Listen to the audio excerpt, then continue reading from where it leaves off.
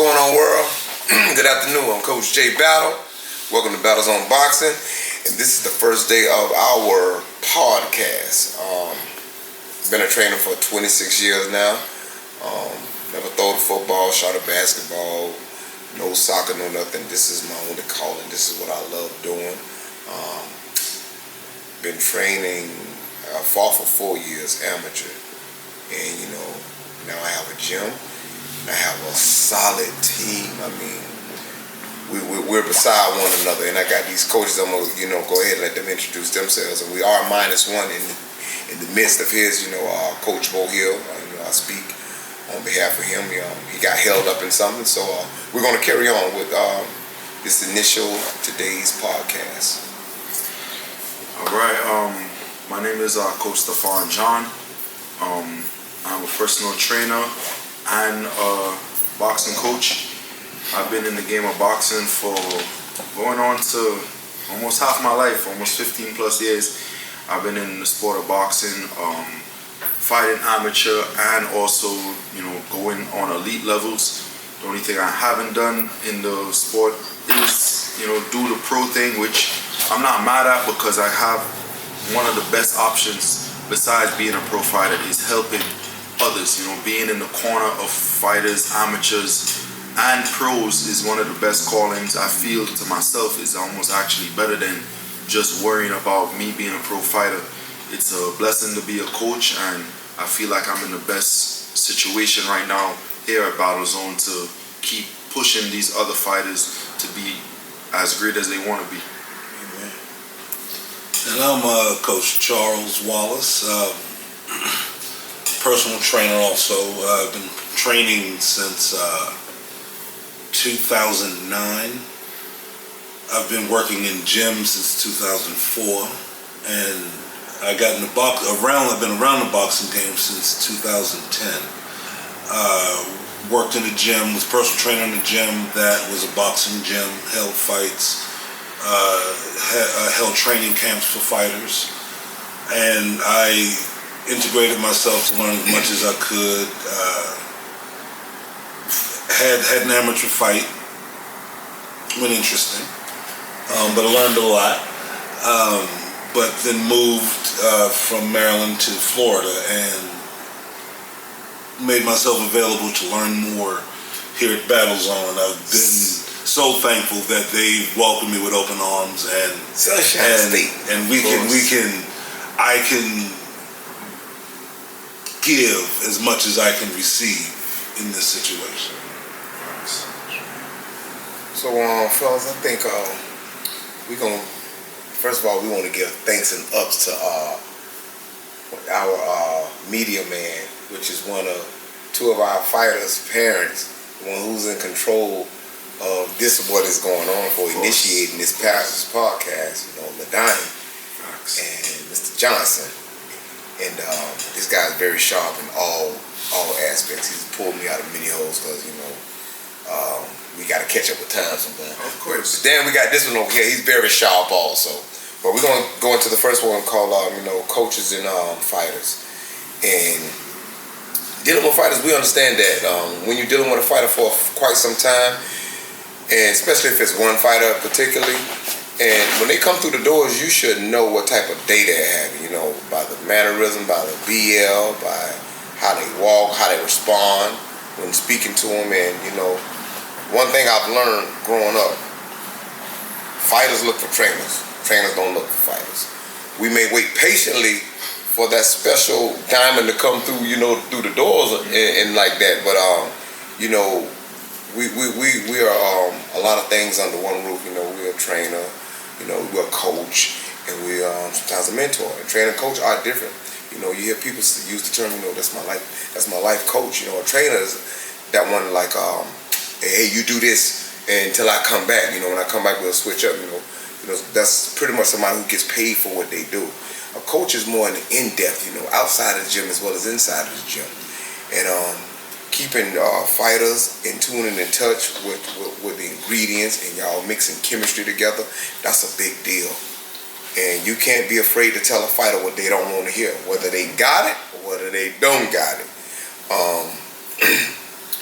if you do not tell them what's right, especially when it comes to health, that blood is going to be on your hands. You know, and I'm glad that we are a gym, and I'm pretty sure coaches will agree with me. We're not a gym that's about winning streaks. If that's what you're about, you know, you can keep passing our place. We've been on winning streaks, and we've been on not so much of a winning streak. But those things that comes with the territory. You know, I say all the time, out of 100, one may make it. Out of 1,000, 2 might make it, because of the in-depth distractions on the outside. And sometimes when people think that they got it, they don't got it. Just like you know, we had experiences at, you know, several times at the amateur fights, or even at pro fights. You know, these guys can get in there and they're like mud and concrete on the boots at the same time, and it's like everything's going out the window. I mean, you know, what'd you think about that, Coach? No, I mean, it's the truth. It's the truth. And the fact of, you know, fighters gotta understand that, like, in this game, you know, anything could happen on any given moment. And the fact of everything could be right in training, but the minute time it's on the table, it's on the line, you know, the mind just gets into them, and it's like everything goes out the window. They forget about how to use the jab, how to come with their combinations. Simplistic. Everything, you know, and it's like basic things that they could just keep in the mind, because at the end of the day, they can't be afraid of their own dreams. That's right. They want these dreams to come to reality, but then when it's happening, you gotta be willing to rise to the moment, because this is your time. Right. You gotta like chase towards it, not run away from it. Absolutely. Couldn't say that any better. Coach Wallace here has been to 2 fights with us. You know, we got our hands big in the bare knuckle right now, but boxing is always going to be our roots. You know, before they started putting gloves on hands, it was always bare knuckle. So boxing is always going to, as I say, you know, be our roots. And you know, bare knuckle has become and continuously beginning to be our roots as well. You know, Coach Charles has witnessed things, and then I'm glad he's attended the fights, because there's some situations you just don't know how you would convey or relay something to people. You know, Coach. And I will say, just to yesterday, being to amateur fights before, knowing the mentality of amateur fighters, seeing what I saw yesterday, once I saw that the fighter was at least stable, my mental pull from him, I saw his coach. Because that level of guilt, that level of responsibility, right, everything. And for the worst case scenario to happen, the one that we know is possible, but that probability ain't that high. Not my fight. Seeing that and empathizing with, what if that was one of our fighters? Arion said something to me the other day that I haven't let go of. I generally have not let go of. It was right before his son was born.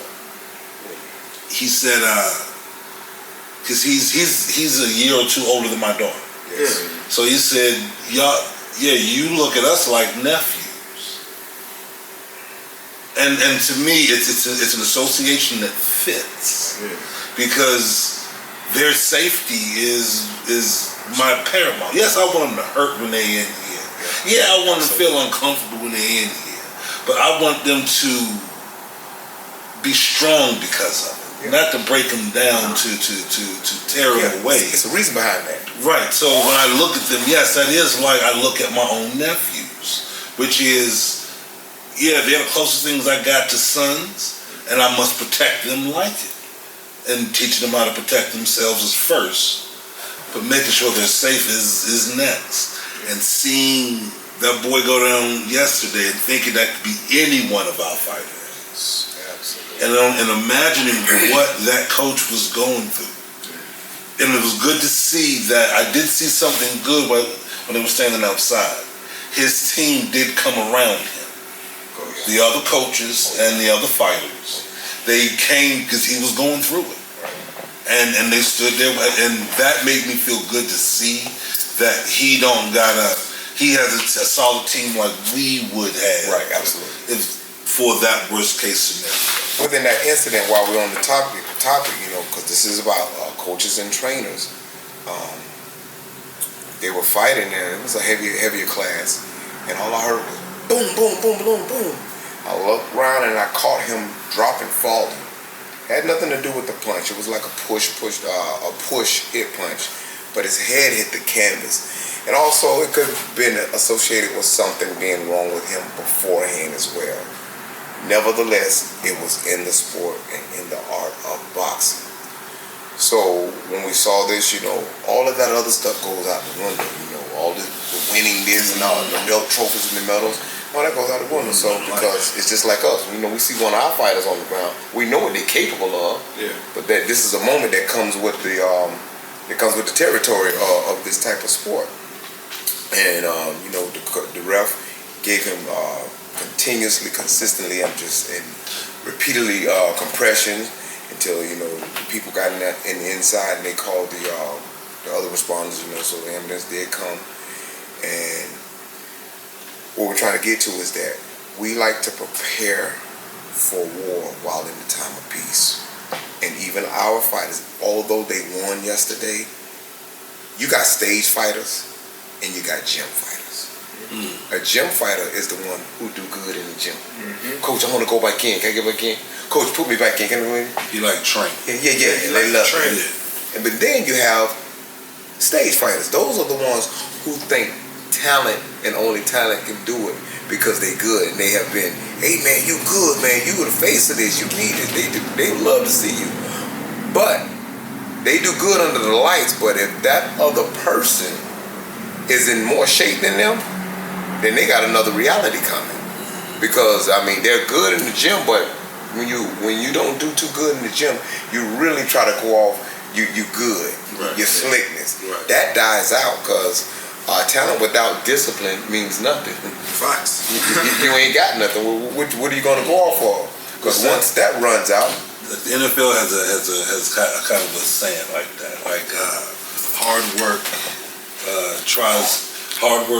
Hard work beats talent when talent doesn't want to work hard. That's it. Yeah. A bunch of things like that. It's the truth though, because regardless of the fact of the thing is, boxing is a sport that the record books would show. The history would tell you the ones that could keep up with this thing on the level of the hard work or just the raw talent, and it shows. And it's not to throw any other great fighters out under the bus, but the facts are the facts. You see it from some of the best fighters in the world to the nobodies. Right. Ain't no way Mike Tyson's supposed to lose to a Buster Douglas, but it happened. Right. Right. Killer Mike at his heyday. Look, you make a nobody make a name off of you. AJ and Andy Ruiz. Yeah. You see it happens when you underestimate or you think your talent has brought you so far that you don't gotta keep working. You don't gotta keep running. You see it even in the movies. Look at Rocky. What it was, Rocky 3. That's right. It's the fact of you can't let the moment, you can't let the stage. Yes, we all want to get under the bright lights, but we got to remember, we always under the bright lights when we in the gym. We always got a crowd, but just embrace that. Don't just feel like I'm in it for fame and glory and somebody to sign an autograph. That's right. Because when that goes, who's still there for you? You still gonna run? You gonna still do your part? And since we're on the subject of fighters and trainers, the fighters have to remember that this is not a seasonal sport. Right. Yeah, wrong. Right. Rain, sleet, or snow, these punches got to go. Yeah. So when we are showing them things, teaching them things continuously, consistently, repeatedly, and all that, and then they get out there and freeze up, it lets them know. And I'm glad that they experienced that yesterday.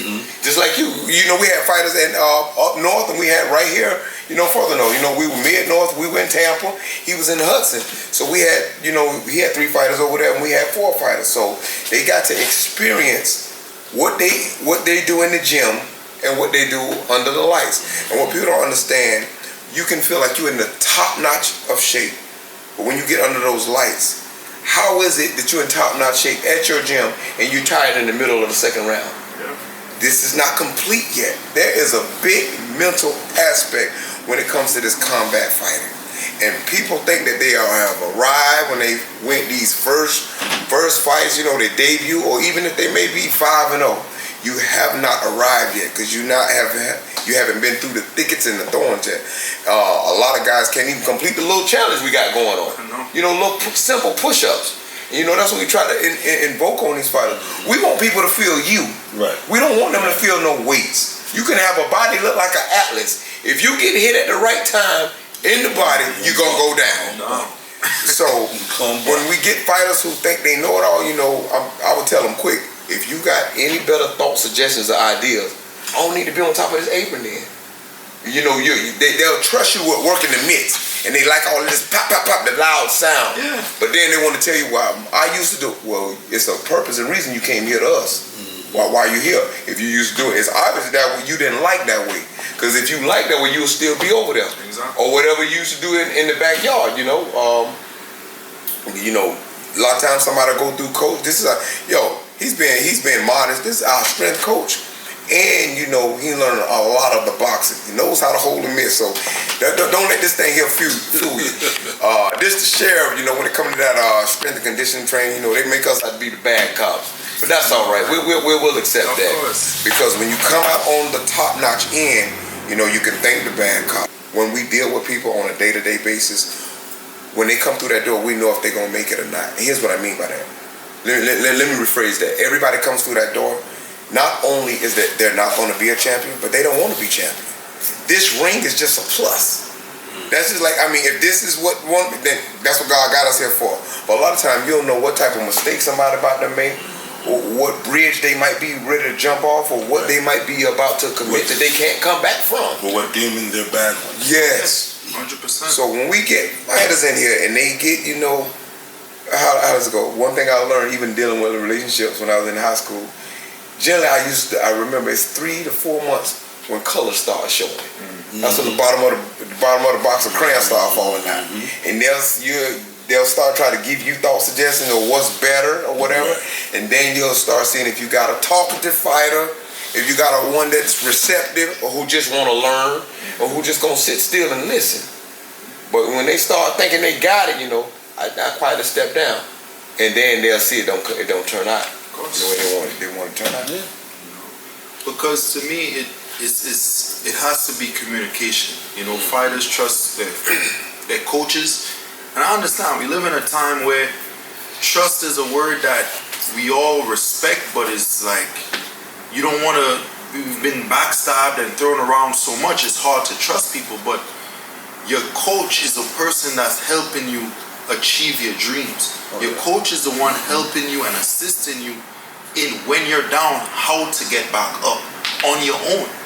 So how can't you trust this person when win, lose or draw, I'm in your corner. Bloodshed, knockout, win by a point, I'm in your corner. So the trust factor is not that, okay, if you throw in a shot, you have an idea, I'm going to just brush it off all completely. And fighters got to realize that we got to sometimes take the ego out. Because the coach ain't bringing ego to you. He's coming to you as a... What do you do when somebody's aggressive? And because I can take all of their hits with that pan, right? Now what are you going to do? I'm not stopping. But yeah, you see, that is the number one thing. You heard what you said. You force them to do what? Think. That's the number one thing we got. Fighters, you ask them questions, and it's like they feel like they need you. They gotta search for the right answer, and it's just, are you thinking in the ring? And it's not to sound you dumb or nothing like that. Right. But are you really like, when you're watching your man, are you like analyzing your next moves, or you just throwing hands? Because this thing is a thinking sport. You gotta have strategy. Chess. And I tell them all the time, talk to yourself sometime when you're Exactly. Play a game with it. Be like, hey, I'm a champ. I'm gonna do this one move me and coach worked on. That takes a lot of steam out of things, you know, because when they working with you, they can't move it. And man, the talking, that is a big plus. Move me. Yeah. But a lot of times they'll try to muscle it, they'll push it. That's the wrong thing to do. You know, and I feel sad sometimes, and I guess maybe it's on us that, yes, they listen to us and we hold in mitts. 1, 2, 3. That's the combination. 1, 2, 3. But then when we see you go sparring, all that 1, 2, 3 got to be muscle memory to do it to the next man. You can't wait for the opportunity. Oh, the sky is going to open up and the combination is just going to be jab, right, hook on the mat. It's not that. Prime example, yesterday. Everything goes out the window. Nobody jabbed yesterday. No! Nobody jabbed. I could count how many that were thrown. Like, I still look at it like when I'm watching a fight, when I'm watching experienced fighters, I'm looking at it as a fan just because of my own experience level. Yeah. And I don't go to make a judgment till I hear what y'all, the more experienced, have to say. Normally, when I'll make it a comment like, nobody was jabbing yesterday, you'll get excited because you saw the same thing. Make sure I'm seeing what y'all are seeing. Yes. No. When you say pivot, double jab, right off the pivot, and nobody did, when you can see somebody pivot, and they got a clear 2 whole moments where nothing is going on, and you could have jabbed. And they don't. Nobody was jabbing us. It was crazy. So when we see those things and we go up, that's why I tell them, mitts do not make you a champion. They see all this glorified stuff, all this. We know how to do that. But me, I work it boring. And boring is how you would originally fight. A lot of stuff go out the window, unless you know what the fluidity-ness is for when you see that fancy stuff. To me, nobody but Floyd and his uncle deserve to work that way. That's them. They got that. Not only they got the chemistry, if you're gonna do it, and mimicking it's like a franchise. I would only trust one, Right. Yeah, Burger King cook the same, but everybody don't cook like you. And and I accept that everyone's fit may not be for us. We may not be that, coach for them. That don't mean we don't love all our other brother or sister coaches. Right. But nevertheless, there's only one way for me to teach a jab. I wouldn't teach it another way. If it's effective and it coincides with the muscle, that's what fighters need to be listening to. So when a fighter comes here and they're looking for our expertise in things, they can't just trust us because they get some workout that they never got before. If you're gonna trust us over there, you gotta trust us over here. That go with hitting the bag, and really a fight don't need no mitts until the week of the fight to fine tune and everything. That bag, sprints, and fine tuning sparring. And when we say sparring, you ain't trying to take nobody's head off. Now we know you're gonna at least let a few shots. I'd rather see them go get busy. I'd rather see them go thunderous at that bread basket. Number one. Or if another gym come in, we said we're a hospitable gym. Where you come in trying to, show out. I want to say something. Trying to wipe blood on the floor. Do something on the territory, like dogs. Then we'll, let loose. Let loose. But other than that, sparring is for exploring and learning. Clinging swords, But the thing is, though, fighters, and yet again, I gotta come back to, I understand that this is an individual sport. Yes, we are not basketball, we are not football, we don't have 5 other people or 10 other people on the team that we could be like, oh, well, I could have won if y'all gave me the ball. Absolutely. So egos are something that exists. But that's for the other side of your career. As you train like you want to be the champion of the world. That's right. Not the ego champion of the world or the Hall of Fame, Mr. Fame, everybody know your name or want your autograph. Right. Because at the end of the day, all that is nice and dandy. It could help you get a little bit extra zeros on the check. But regardless, the main thing that you in this sport to do is fight. That's right. That's right. You dig? And if you ain't putting in the work, you ain't gonna sell no tickets if people gonna come and see you lose, because your stock gonna go down. We understand there's a business side, there's a marketing side to this game, but the main thing, without the number one thing, your training, your work. At the end of the day, like what Iverson says, practice. Practice is important. The main game is there, but practice, especially in this sport. Because you ain't got nobody else to tag in. No. He here to assist you, but I can't throw no punches for you. Oh my God! You got the responsibility and the blame. It's all yours. Like and we as a coaches, we gotta eat that. I could whoop Coach Bo right now in his absence, because one thing he said those are not our hands when you get in this gym. Exactly. And a lot of times they are proud after the sparring sessions. Oh man, that was good. Coach, I see what you was talking about. When you get to the fights, everything is like none and void. And that's when I let them know. We had this fighter one time, taught him this one move and he thought it was grand and glorious, So he started pouncing around and going to sparring, and then I didn't know it. It got back to me. Oh, y'all was over here sparring? No. What's called it? I took pictures and said, listen, you can't do that. You got trainers. Who told you to go? Oh, coach, I just got a little bored. No. You're not going to accept my teaching, but not accept my teaching. Right. You can't do that. Did it again. And I didn't know it. Did it again. So we get a fight. I think it was out in April. Who he ended up fighting? The guy he was going over that sparring. What happened? He stopped him in the 3rd round. Eyes rolled back in his head. But we the bad guy. So when we tell fighters something, again, to those who don't know, this Coach's Fighter segment. Sometimes, I get excited. We drift off. But when we tell a fighter something, man, it's not for debate. Our fighting days are over. We are trying, and I don't miss not going pro. I know how to stand, because when you're swerving, you gotta learn how to stay in your lane. Because in the physical, if you're swerving, even if you're not drunk, if you're playing swerve, you can hurt somebody. Same way in life. You gotta know where you are supposed to be. There's 2 things we need to learn in life, or accept in life. You gotta know how you were constructed and what you were instructed. And then when you do that, you won't be allowing other people to veer off. Because again, the gym and outside to these fights. A fighter, the only thing should be different to a fighter is the venue. This ring or the octagon should never be alien to you. That should be your apartment building. That should be your house. Bedroom, where the bathroom is. Yes, that should be your spot. So fighters really need to put all of their trust, especially if you go to the gym. A lot of times people go off of what they're seeing. Like we do a lot of things, because this is only our 2nd year being open. And when we advertise, when we do things, it's not just to make people come here. We would love for you to come here, but we know what we're doing, and we don't do stuff just to be making it up. First of all, because we got a good strength coach. We got another good coach here. And they do a lot of things that not only free me up, but there's some things that are empty wherein I could be working with the team, or it would free me up to work with clients. But the team is very important, because, when you start, paying different prices and stuff, people want to see results. Of course. It's just like the kids class. We had those kids like 4 months on the floor for a while. On the floor. It's just like when parents pay for soccer and all that, they want to see advancement. When we started getting in this ring, they didn't believe how good the kids were. Say, Coach, we had no idea that these kids were that good. That's why y'all came to us. Now we get to another part. They want to be coaches now.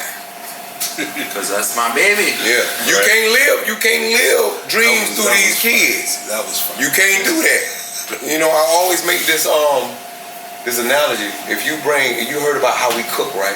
Or a chef. I like to be on that grill. Yeah, you got a big boy out there. But if you don't even tasted it before, and you bring me your meat, I'll even let you sit and see how I season and everything. Right. Let you see. But what you're not gonna do is tell me when to flip it. Or ask me, do you think it's been on there long enough? Well, you bought it to me. You bought your kids to us. You gotta let us do a job. This is not a bar where you start chanting. So you could do that at the fights now. You gotta let us do that. Even though they sparring, y'all set up like that, like an audience. They got to hear us. Right. Because sometimes the audience is silent. Sometimes they loud. They got to be able to hear us. Sometimes they feel like. But you see, but to me, I always say, boxing is so emotional, and we all get into it so much. As coaches, it happens. As the audience, the crowd, we all want to cheer on. Especially if it's, I always see it in different sides. One fighter bring all his homeboys out, and he winning, they shouting. If he getting his butt whooped, they shouting out instructions louder than the coach. Yeah. And it's even worse when it's parents, because then yes, that's your baby. I understand that you're the number 1 protector. But right now, while we're in here, we are the protectors. You gotta be responsible enough to know that yes, I know it's a scary thing to say, you trust in somebody with your child, and you see your child it just happened to me when I was an amateur. My mom wanted to take off her shoe and throw it in the ring one time. And Rick, only cut y'all. You have to ask them, what do you want? immediate gratification or safety? You know, and You want to see your child get off 3 little quick punches, or do you want them to continuously be in here and hear us tell them what to do so they can get off 50 good punches? Exactly. But you can't just get up because you think your child. Now all of a sudden you want to be a coach. No. Now everything wrong now. It happens. To me, I feel it's a lot of it's more emotional in the moment.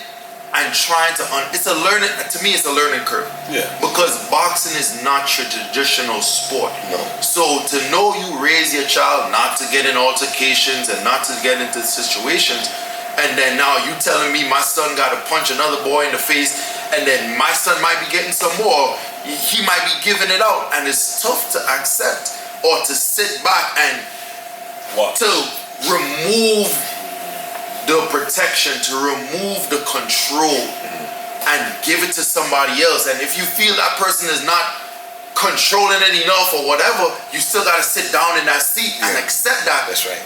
That there also is a learning curve, because good. then truth be told, that's good. If you're trusting your son in this, then you might as well coach him. But then what is your son learning? Right. When you're trying to overspeak on his coach, where he going to look at as, who do I listen to? Then now that's about it. Because yes, he got to go home to you, but he got to come back to us in the gym. That's right. So you can't confuse the voices, because regardless, who's the number one person we got to protect? Is the young man or young girl that's boxing. Hats off to the parents who understand that and don't say nothing. And even I know it's hard. And it's still encouragement to those that are still trying to understand it, because yes, it is tough, especially if your child is just doing this for a couple months. Right. It's a learning curve, but be willing and be patient to trust the process. And because it's in here and it's controlled. It's not out on the street. Right. It's not a school fight. Like it's somebody we actually care. So if this kid is getting hit in the face, it's in an environment where they're not going to be assaulted. No. Assaulting and hitting somebody are different. Yes, sir. Getting hit in the face, all right, I know it's not malicious to me. He's doing this because we're in this to throw hands. Right. Okay, I got hit in the face, I didn't die, I didn't spontaneously combust, and they're telling me to hit him back. Right. Okay.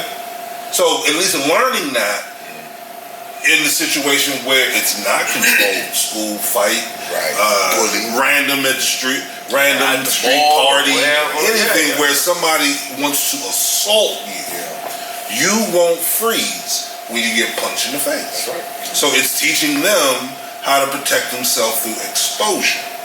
They're getting into controlled fights with people on their level, people bigger than them. Right. And now their self-confidence, which everybody's trying to improve nowadays, your self-confidence is up because you've gone up against bigger. Like growing up playing basketball. You don't get better by playing ones your size. You get playing big kids in your neighborhood. And get knocked around a bit. Then learn to play with it. You get better. You fighting here, we got 3-4 year age differences on kids fighting, just so they don't freeze in front of a bullet. They have confidence. But if we rush the process and we feel that, this is happening, this got to get corrected. No, it's going to get corrected, but these boys still got to go through what they got to go through, because if we keep stopping or we try to protect them more than we can't control their own protection. They got to do that. That's right. Because we can't be with them 24/7. That's right. We could be with them in the moments that we could control, but outside of that control, we got to keep to know that we up here. Right. So I think it's just learning curves, and regardless of the fact of, it's a lot of emotion in this game. It's a lot on all sides, us as coaches and the fighters. Yeah, and it's a little short story I want to tell. Since we still in the fighters coaches, man. You get fighters who, especially when they start out on a winning streak. Oh yeah. And then the losses may start coming. I've seen them shift so many times, whether it's to go back to another gym. Even me, I ran a revolving door. And I guess they'll go out there and see it ain't is what they thought it was. But when you start getting someone who thinks that they know it all, I was told this story one time. There was the parents. They were having a cookout, and they were unloading everything. I'm trying to tell this real quick. And the dad kept saying, "Hey, don't go out there in that water." And it was this man sitting up on the bench, reading paper. And he looked up. He was close to the water. He said, "Hey, don't go past that waist. You're wasting that water." He got there. He was knee deep. He said, "Come back a little bit." So he got there again. He looked up. He said, "Don't go out there in that water." He got up. He seen him was waist deep. He looked up again. He didn't see him. All he saw was water splashing. And the mother went to hollering and everything. And he went down for the last time. Old man saw that the splashing stopped. He got up, went out there, grabbed the boy, and he drug him out the water. CPR'd him, brought him back. You know what the mother had nerve to do? Oh. He cussed him out. You sitting out there? How many times we see this at the football field? You gonna sit there and you know that we need help and you can swim all this time? His response was, "Ma'am, I'm old." He said, "He too strong. If I go out there, he gonna drown us both." We gotta be careful about running behind people who's so talented or look so good.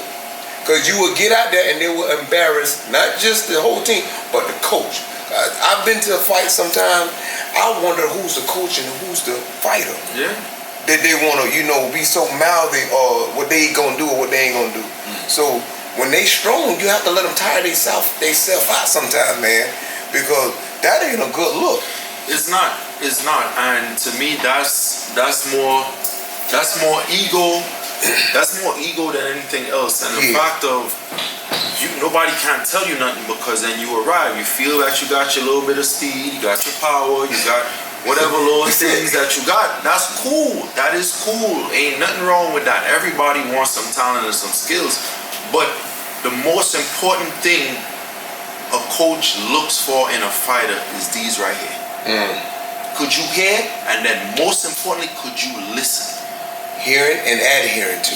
Like at the end of the day, you could have the speed as, Ali or power as Tyson and all of that. But give me a good listening fighter and you take over the world with that. Because then now you're following instructions. Point blank, period. And lastly, we had that incident in here. We trying to tell you, hey, you're not doing this, you're doing it. He want to say, well, y'all ain't the one in here. Okay. Who you think you talking to? I said, number one, you don't talk to the coach. I say, I'm gonna follow your direction. I'm gonna follow your rules. And that we did. And then you see it because at the end of the day, yes, you might be the fighter inside the ring taking the punches. But just as much as you may say, oh, you're not seeing it from my side, coach. Yeah, but you ain't seeing it from mine either. Yeah, right. Because we telling you to do stuff that you're not doing. Exactly. Fighters get tunnel vision. You get tunnel vision. All you can see is what's right in front of you. You see it right in front of you, and you might have such a broader scale if you just take a 2 steps back, put the ego to the side, and trust that I'm in your corner. Like you have a corner team that are all dedicated to you. How you feel that we're not looking at your best interest. That's right. You have a cut man, you have a coach, you have a second. And they only have 1 minute. So you think I want 1 minute to come? I want to waste that 1 minute of time? Like it's already taken about maybe 10 seconds or 5 seconds for you to sit down. And the minute is for them to trust us and for us to trust them. To get out there and get rid of this guy. And then now you got 3 more minutes, you back on your own. Yes, every time, we not gonna always, especially at these bigger events, the crowd is loud.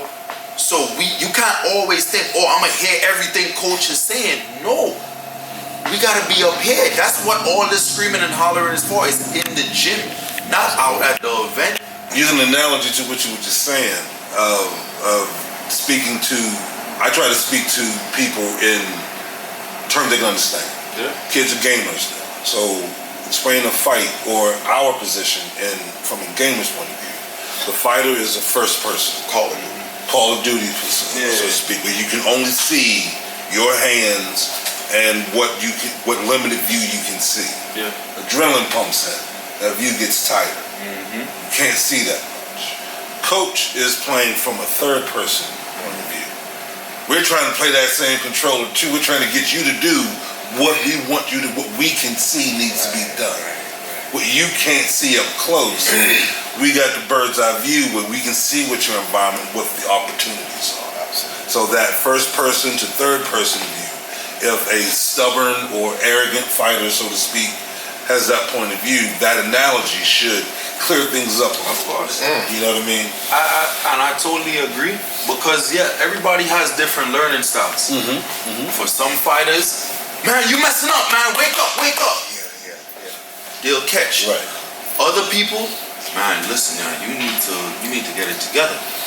And I feel even as us as coaches and fighters, we should always know how our fighters respond. Yes. Coach, I know you know that with Ryan. You could get that stern voice, that rah-rah, that rah-rah, and he'll get in the game. They got other fighters, you could talk to them in a soft tone, and then they. So it's always about knowing how fighters, fighters learn. And I think as coaches, as we learn these fighters more, their mannerisms, their body languages, the way that they overcome, the way they respond from adversity. What make them tick and what make them tough. Exactly. We get better at the controller. Absolutely. Because then, yes, we are literally controlling them. Jab, right. Right. We are the master controllers of this game. That's right. But we gotta, if my X button ain't responding for jobs, something's wrong. These batteries, this controller's lagging right now. It's lagging right now. What's going on? And you see the efficiency, and when we tell them, it's not just on the mitts, like Coach say, and it's not just on the bag. The most important part of the mitts and the bag work is when we come and spar. Could you do jab right? Could you listen to the instructions when I'm saying pivot and work off the jab? Could you do it? I'm not asking you to do it immediately, but do it at some point, and then work off everything you know how to do. You know how to throw a right, you know how to throw a hook, uppercut, you know all the punches, but set it up after the advice I'm giving. Main thing, basics wins fights. Always. Basics win fights. Just like I always go back to the fancy stuff. This is not trying to put another trainer down. Is that a reality? Is someone gonna punch like that verbatimly to you in the ring? Or are you going to be fighting for your life in there? Exactly. Because a lot of things, again, very simple yesterday, prime example, things go out the window. It's like, I tell them all the time, clinically proven 1,000 times something done in repetition, it becomes burned and seared into the hard drive. Or 10,000 is considered perfection. So they're a long ways off, but they're doing a good job. Of course. And always tell them, practice does not make perfect. No. Tell them, if I see you doing something wrong and I never correct it, you doing it all day, all week, all month, all year, we just got a big mistake to recover from. Perfect practice makes perfect. So you got to be doing things right, and you have to be doing things continuously right. Practice makes progress. Because when I had just like you touched on with Ryan, I don't want to talk like that. I mean, you don't cuss him out, but still, you should rile me up in the gym. Yeah. And that should be in a good way. Yeah. That's it. You know how we enthusiastic we get? Because if I see you not doing something, I'm going to step down, because there's no reason to lose our voice. Right. Especially if we got a fight coming up that weekend. Yeah. But I get it. That can infuse some of the fighters. And because we were just too close to the brink for what he was doing. Exactly. Sometimes these guys be giving people unnecessary hope. Right. And then they'll start walking all over them when that ain't really the case. It's not what they do. Yeah. You see them under that same pressure time and time again. We see them you put them under the pressure time and time again. Yeah. And then when it's time for the test to show what you've learned, you fold. But you know what it is? We give pressure, but there's no demands. There's no it's a word I'm looking for. Consequence of it's a consequence. That's good. There's no expectation. There's no large expectation out there for them.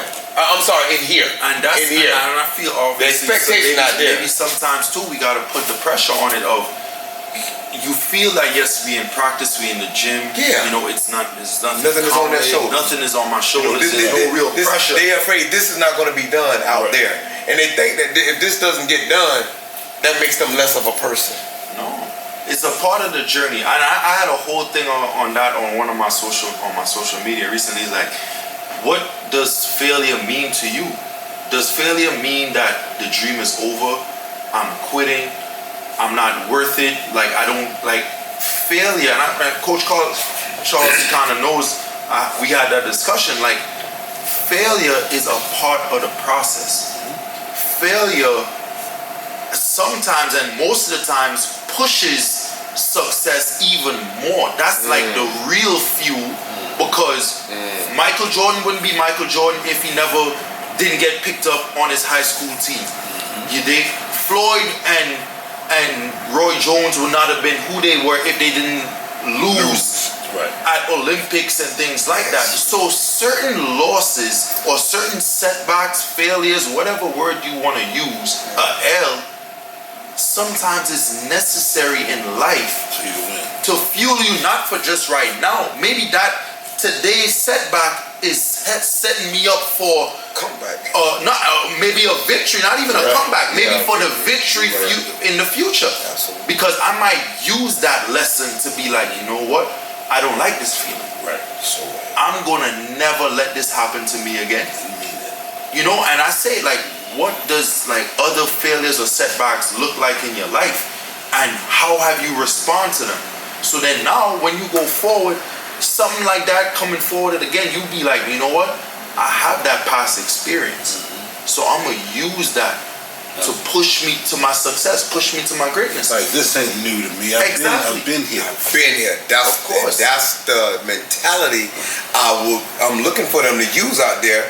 What do we tell them? We build them all the time. Inventory closet. Of course. We always go to the inventory closet that we build them, and really that reflects off of a boxer.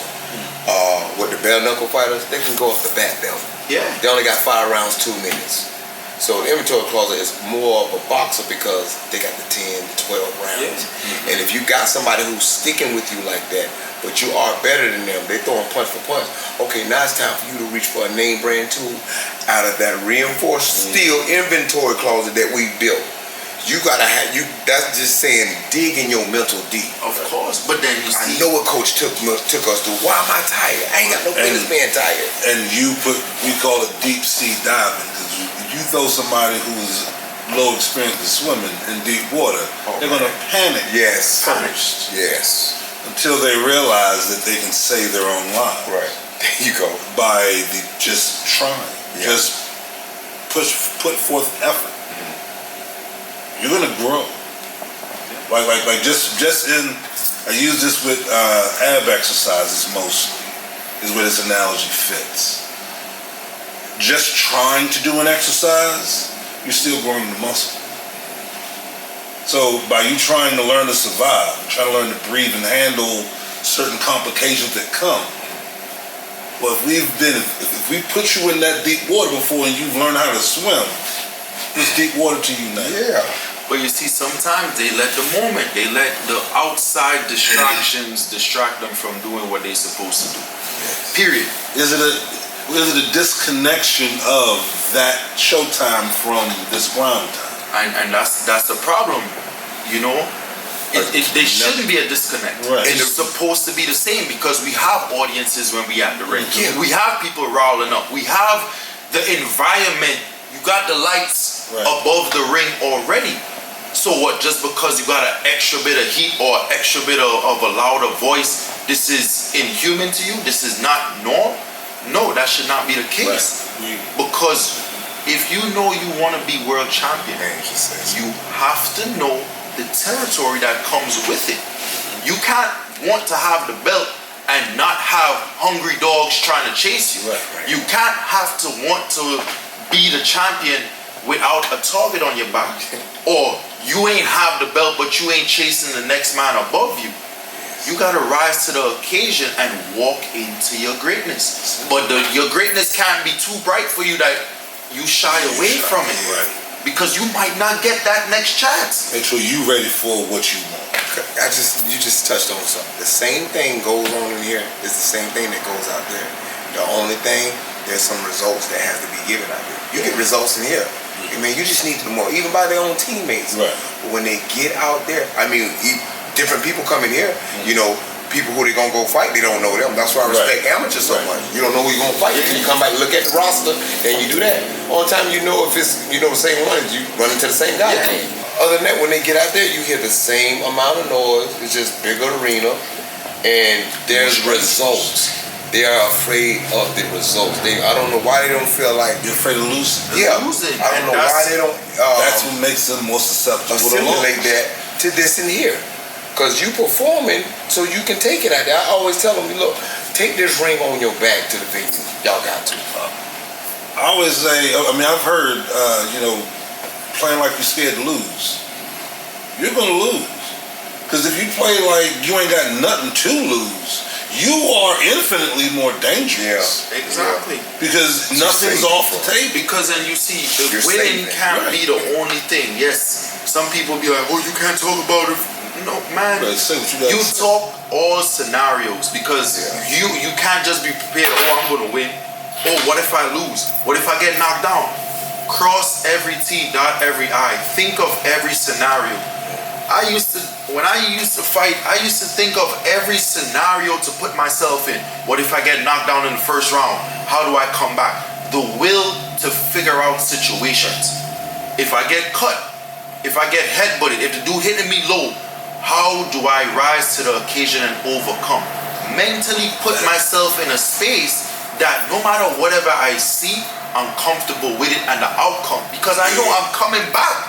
The dream ain't finished until I say, you know what, I'm happy and I'm accomplished. So win, lose, draw, I'm showing up, I'm fighting. And that's what these guys need to take away. That's why Ali's still great, Tyson's still great, Leonard, and the list goes on. Pacquiao, the loss does not make your career.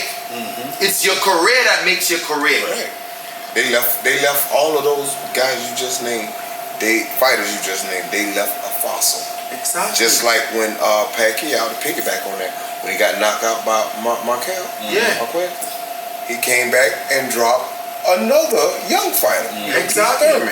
So nothing's ever it doesn't matter. over because something doesn't happen in your desired way of expectation. Exactly. It sounds like we were talking about this piggybacks on that critical thinking, the taking emotion but being able to think. It's critical thinking. And by running every scenario possible, when that situation comes on you, you don't have to have a fresh set of thought to figure it out. You already have a reference. Exactly. You got a reference already, so you're not starting from square one. Like, okay, with the war, Hearns broke his hand. Okay, if he already has scenarios, I'm sure he has scenarios already set. If this happens, then we do this. Then this pushes. Okay, that don't work, then we do this. Because you have, if you know you have a handicap somewhere, you protect that handicap. That's right. All right, if you're fighting here and this is broke, hey, put that back here. That's right. That's right. It's something you think your way through, and if you don't have familiarity or knowledge of it, then you have to do a fresh thought, and that takes time that you don't have in this ring. It's time management. And I tell people, boxing is a life sport, period. Boxing would help you with everything you need in life, especially time management. We got 24 hours in a day. That's right. Boxers have to master minutes and seconds. So there's no reason a boxer cannot figure out nothing he needs to, because you're doing better with your time than average people do. Right. So separation, you're already separated from everybody else that's average. So do the things that you need to do. Manage your time properly. Think about the things that are important to your career. Like I know you always say, if you work construction, where's your safety hat? Come to the gym with your tools. Yes. This is your job. Yes. Your weight is your job. Like, make sure everything is on point. We can't push your dream for you more than you gonna push your dream. Right. Absolutely. It's your dream. You can't want this more than you want this. where we could give you all the tools to assist you, but at the end of the day, you the one that say, Coach, I want to be champion of the world. Just like you said, on 24 hours, everybody got the same thing. There is no respect of person in that. So if the fighter get out there and lose because of a conditioning, he can't blame nobody. He got the same 24 hours a day that other fighter or your opponent. The same, whether it be in the gym or at the fight. But you can never place that blame on nobody. But you see, that's the thing. It always has to come back to the mental, because if you're mentally weak in a sport that you need to be mentally strong, 10 times. It's gonna show. If you're mentally weak and you're in a sport where it's just you, it's gonna show, because whose responsibility? A lot of things fighters gotta realize in this boxing sport, you gotta have tough skin. You gotta be willing to take criticism. Right. There's certain things that you're gonna have to take responsibility for. Why? You're the one doing it. So who else you gonna blame? right? You can't blame us on the sidelines. We trained you. We gave you everything. Yeah. You came to the gym. I was here when you was hitting the bag. I was here when you was running. I gave you all the instructions. So it's still my fault though. Okay, if I eat that, what responsibility do you take? Right. It's just like drink, what they say, drink Accountability. If I drink poison, your stomach ain't gonna hurt. Exactly. At some point, you could look right, you could look left, you could look up, you could look down. But at the end of the day, it's the person in the mirror you gotta check to be like, damn, we messed up. And this is that sport. It does that to you just based off of the training. If you really want to train like a boxer, you're gonna see what we do. Absolutely. Are you willing to endure it? Right. Oh, I really want to lose weight like a boxer. Yeah, we get in shape real quick. Are you willing to go to those extremes as well? Right. It's a reality check. People think it's nice, it's cute. From all the YouTubers, y'all know I laugh and joke about it. Yeah. But when we get down to the serious part, this sport has always been built off of, yes, this is not for the people that either super educated or got all the opportunities in the world. No, it's a hungry. It's a warrior sport. Yes. Spartan. Gladiator style. Like, you gotta have the will to win. Get knocked down, get back up. And when you say that, Coach, I do my best to have fighters, whether they're pro or amateur, stop saying you're doing this for your family. I really want them to eradicate that type of thinking. You doing this. You don't know what gift your child is going to have. I get what they're trying to say because motivation, what man sounds nice. What man wouldn't take care of his family upon his come up? Right. You doing this for you. The best thing you can do, fighters, is just go get a job if you want to do something for your family. Stop throwing your kids, stop throwing your family on the bus. This combat, whether it was MMA, bare knuckle, combat is not a joke. You may have a team, but this is an individual sport. This is nothing to play with. You can't blame nobody. Now, I will say this. You got a trainer who really don't know what they're doing. They just want to be in the hype of things. They don't know what they're doing, and they think they can do it. Now, that's a dangerous thing you can't run into. But other than that, stop throwing me, I'm doing this for, no, you doing this for you, because nobody's here, and I've shared this with a lot of guys. Who's around to wipe y'all sweat right now? Who's around to take the punishment, not the punishment, the grueling aftermath feeling that we put y'all? Who's there to pick you up after? Yeah, who wipe your face? Even Customano said, don't remember who goes back to the dressing room with you. Yeah. And win, lose, or draw. Yeah, exactly. Everybody big in there when the before the fight, a couple of days before when you win.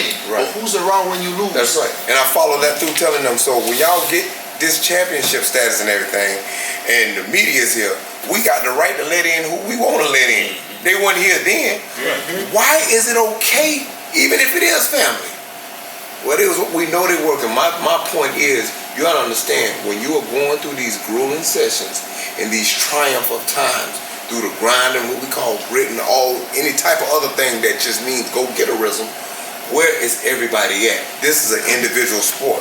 You got your main comrades beside you, your coach, your strength coaches, the ones who you may be sparring, the other team that you may trying to influence you. Hey man, keep on pulling you through, encouraging you.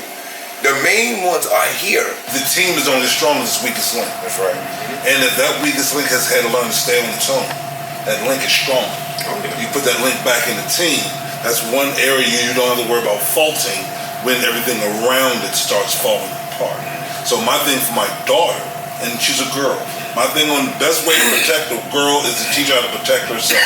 That is my biggest thing. So me having a daughter that's a tomboy, that's almost a spitting image of me in her mannerisms and the way she does it. She's aggressive, but she loves the team.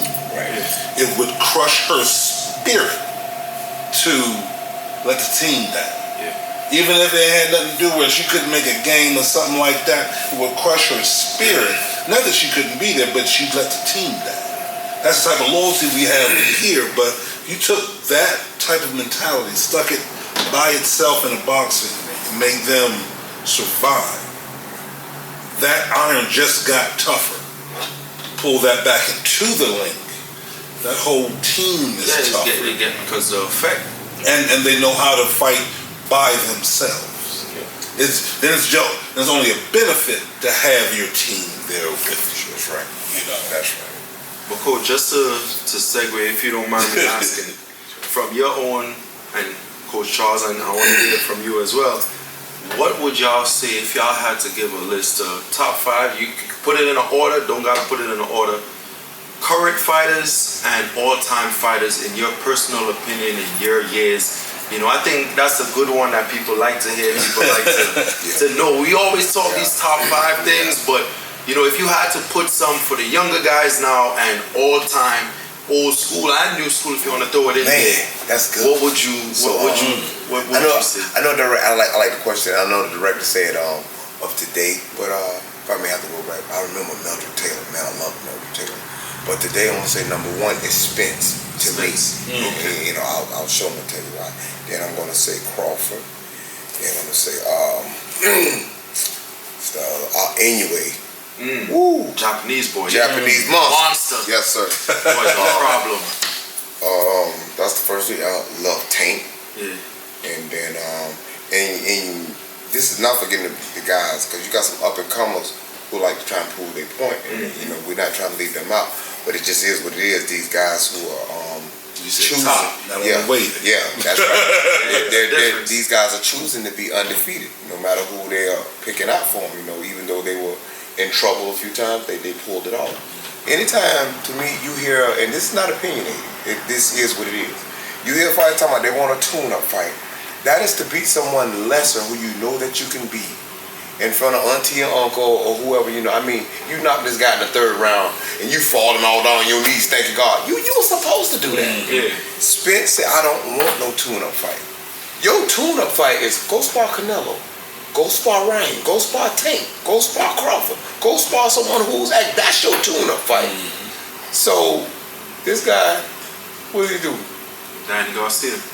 Top of the food, one of the, up in the echelon level. Of course, he put it on. So he proved mine what I like. I'm like, this tune-up fight though, that just don't jive right with me. And you don't want to get in that real lion, man. Call out somebody big. If you don't want a top lion, at least call out a lion. Right. Yeah. Don't be calling out no pork. Something that you're gonna run through. Yeah.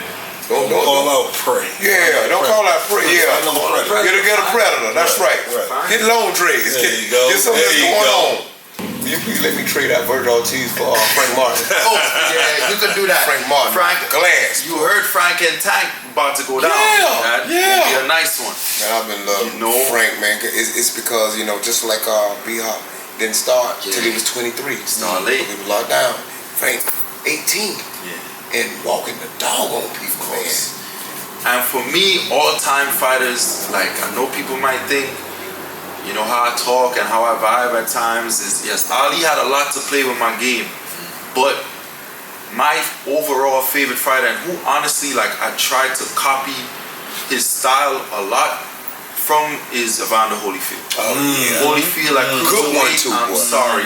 He had a good one too. I love his movement. Younger Evander, cruiserweight Evander, reminded me a lot like Ali. He kind of showed me that you don't gotta showboat You could be a man of God, Right. keep your faith, and let your hands talk for you. That's right. Because then he went out against, he was the only man of the era that I remember, even when I was a younger buck, but watching the game of boxing, he was the only man back in the days I was like, I'll fight Tyson. Right.